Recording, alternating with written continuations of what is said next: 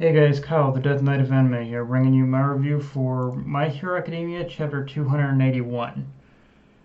So, when reading this chapter, I had to read it multiple times just to get a feel for what exactly it was that I was reading.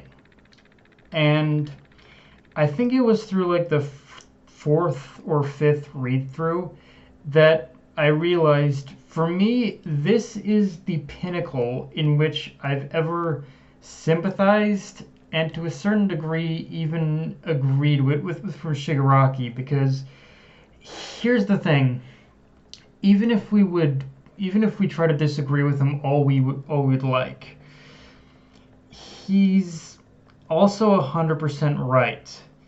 This world is an everlasting revolving door of the same bullshit, with common people just with common people just being complacent because they don't want to take on the responsibility themselves in order to do anything to in order to actually like in order to change anything. And because of that, they end up going, well, that they end up relying on the heroes, whether it's just because they feel that they don't want to take on any responsibility, or they're just too busy in their own lives to take responsibility. And and the heroes themselves, the heroes themselves do nothing more than provide a momentary sense of peace until the next big threat.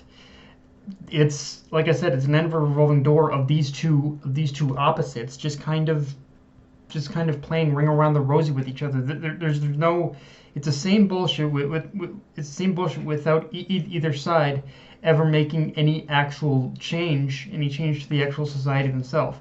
Think the and honestly, if you really look at the funny thing is that the side of this of the common people who just have grown complacent and allow the heroes to do everything are the ones with the most potential in order to do any actual change.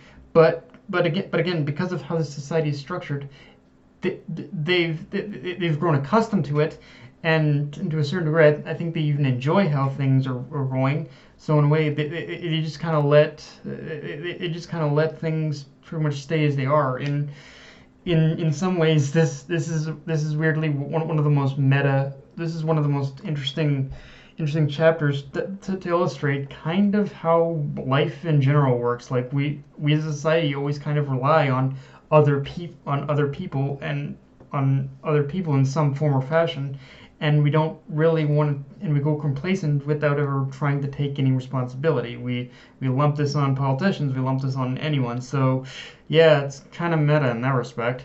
Um, and and the reason that pretty much Shigaraki knows and is aware of all this, though, is that because he was once part of that group who he calls common trash himself. He was the person who, well, he relied on everyone in order to do. He relied on everyone, but pretty much because. But the difference is, unlike everyone else who had grown accustomed to being like just the common everyday person reliant on heroes, he his experiences allowed him to break free of those shackles, and in some ways even rise above the cycle. And for as evil as we might still see his actions, if we had not if we had not gotten that opening segment in the first chapter telling us that this series is Izuku's story, you could have sworn that Shigaraki was the main character, which he obviously he is on the villain side, but he, at this point in the story, Shigaraki has come so far as a character that he truly has broken free from the shackles of this society. He's no longer grown complacent, and and for as evil as he might be, he legitimately wants to change things. He's tired of just this same cycle continuing on. Like and the same cycle continuing on. Like, in it's weird to say, but in some ways, this chapter truly is the most meta perspective at the meta perspective, and at the superhero genre, because as it's actively calling out the very formula of its storytelling structure. Like, in some ways, it doesn't matter how modernized, like, if you really look at superhero comics and superhero stories, it doesn't matter how modernized you make them. There always is going to be a certain set formula, and part of that formula is heroes saving everyday civilians, but saving everyday civilians and stopping disasters and all that. But you never really see the actual citizens take any initiative. That's the key thing, is that what Shigaraki is trying to do is he's trying to allow a world where everyone has to finally take some fucking responsibility.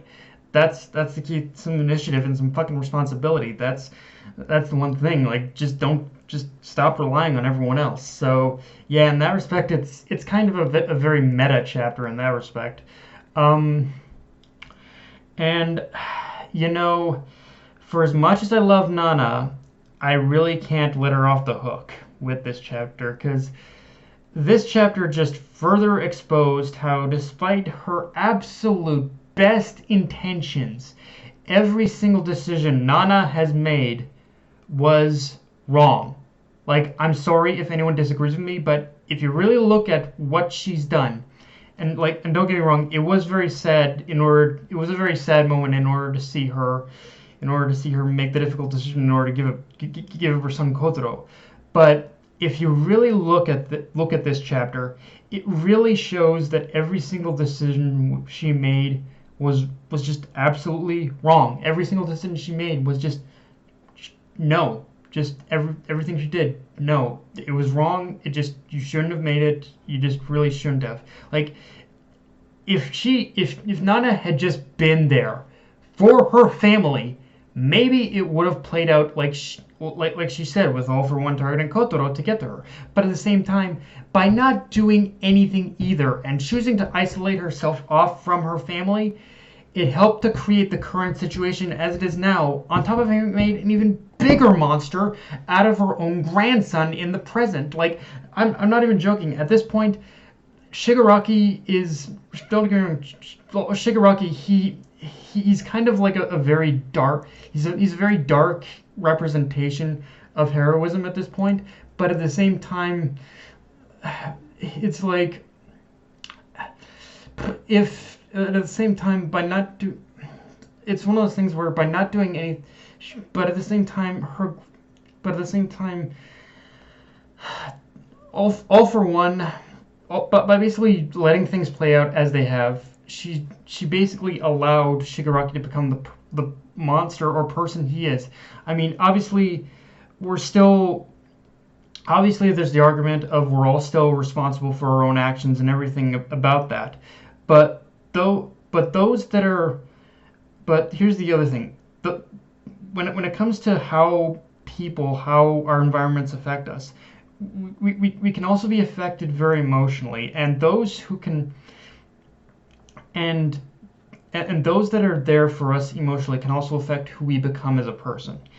And if she was just there for Shigaraki in his time of most desperate need, maybe things could have gone a little bit differently. I'm not saying completely differently, but it might have presented the worst of what this has become, of what this situation has become. But because of the decision she made, everything unfortunately falls back on her, because no matter how much it broke her heart to do it, when it comes to Nana, she chose to be part of the cycle rather than break free from it. That's kind of that's the problem with Nana right now. Everything she's done is because she chose to be part of that cycle.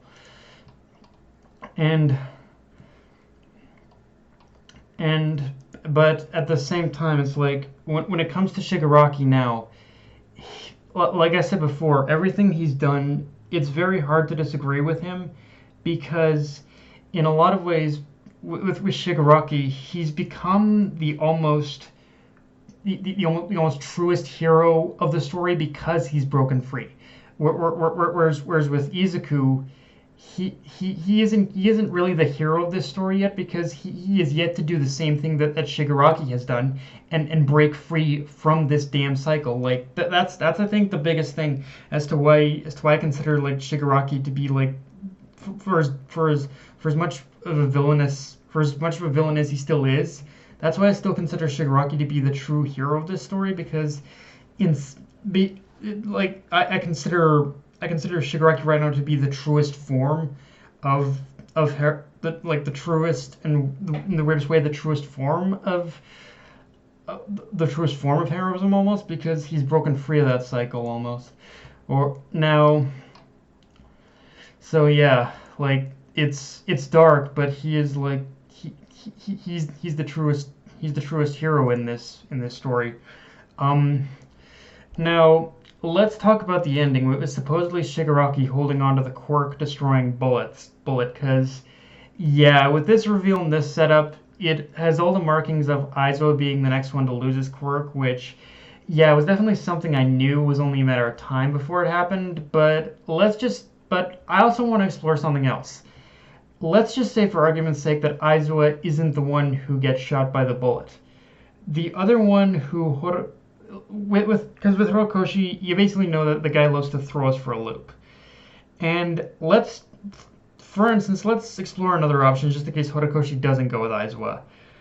Horikoshi, one other person I think Horikoshi could have in mind in order to use it on could be Gran Torino, which, if it ends up being Gran Torino over Aizawa, that in a way would also fit not only with the narrative of this chapter, but in its own way it would be so fitting that just like the pupil All Might, the master Gran Torino would also lose his quirk. And yeah, I'd really like to know who this is one where I'd really like to know who do you guys think would lose his quirk, but for right now I am leaning more towards Aizawa. With that said, one thing I oddly really liked about this chapter was the paneling and the way it was structured. I mean, maybe it's the format Horikoshi has always used and I just never noticed until now, but with this chapter, it felt the most like I was reading a Western superhero comic in manga form, and it gave me that same vibe, whereas honestly, looking back on other chapters, while I'm sure that they used that same format as well, it too felt more like I was reading a manga compared to than I was reading a Western comic. So yeah, this is like the first genuine chapter where I felt like, it feels like I'm reading a Western superhero comic. So yeah, but yeah, guys, that's all I got for this review. If you enjoyed the video, like, comment, subscribe. I'm on Twitter, Facebook, and Crunchyroll. Dead Knight of Enemy, signing off. Later, guys.